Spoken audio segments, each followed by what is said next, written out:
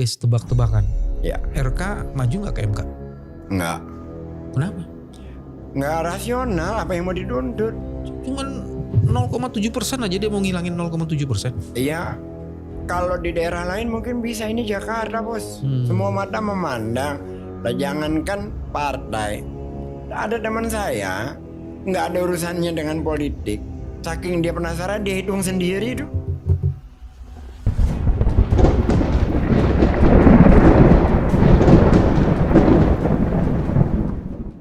Assalamualaikum warahmatullahi wabarakatuh. Iwan Filah.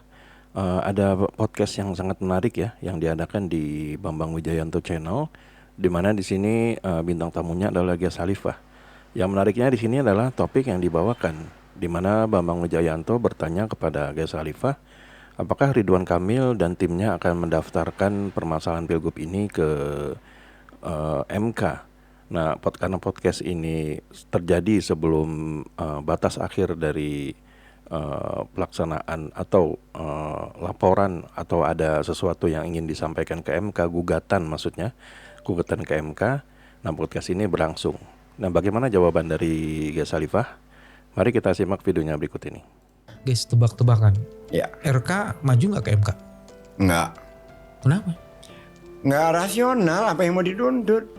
Cuman 0,7% aja dia mau ngilangin 0,7%. Iya. Kalau di daerah lain mungkin bisa, ini Jakarta bos. Semua mata memandang. Lah jangankan partai. Ada teman saya nggak ada urusannya dengan politik. Saking dia penasaran dia hitung sendiri tuh. Ngitung DPT? Iya, ngitung jumlah pemilih. Dia bisa hitung. Iya kan itu bisa diakses Bisa dari diakses si gitu loh, direkap. Jadi mau gimana lagi? Apa alasannya mau dibawa gitu loh. Sementara saya lupa pasalnya ya. Yang bisa dipermasalahkan ke MK itu kalau jaraknya 1-2%. Iya.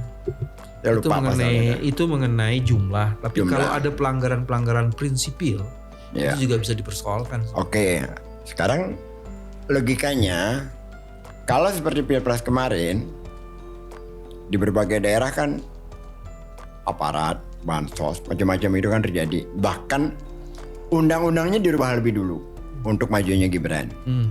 Itu Pilpres. Nah kalau Pilkada Jakarta 12 partai ada di sana.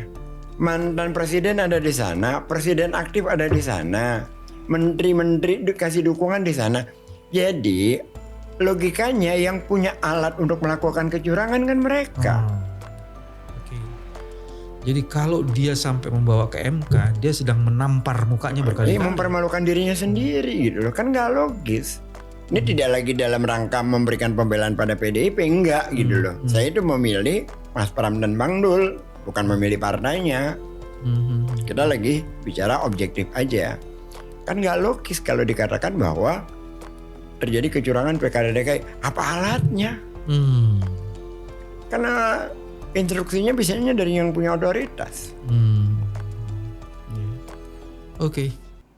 Ya, itulah tadi statement dari Bung Gia Salifah yang mengatakan jauh-jauh hari sebelum batas akhir gugatan ke MK menyebutkan bahwa Ridwan Kamil dan timnya tidak akan mendaftarkan gugatan ini ke MK.